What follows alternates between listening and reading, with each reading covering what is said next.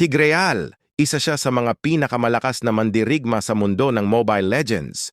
Siya ay isang tank hero na may mataas na defense at HP, kaya naman siya ay madalas na ginagamit sa mga koponan na naglalayong protektahan ang kanilang mga kakampi. Ang kasaysayan ni Tigreal ay nagsimula sa kanyang pagiging isang alipin ng mga ancient na Oriel. Ngunit siya ay nagawang makatakas at naging isang mandirigma na may hangaring ipaghiganti ang kanyang mga kamag-anak na pinatay ng mga Oriel. Sa kanyang paglalakbay, nakilala niya ang mga kaibigan niya na sina Bane at Franco. Sila ay naging magkakasama at nagtulungan upang labanan ang mga kaaway nila. Ang karakter ni Tigreal ay kilala sa kanyang katapangan at determinasyon.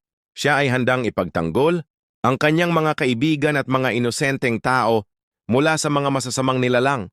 Sa larangan ng Mobile Legends, si Tigreal ay isang popular na hero dahil sa kanyang kakayahan na protektahan ang kanyang mga kakampi at makapagbigay ng malaking damage sa mga kalaban. Okay, just follow my channel and share para sa iba pang kaalaman. Thank you and good day.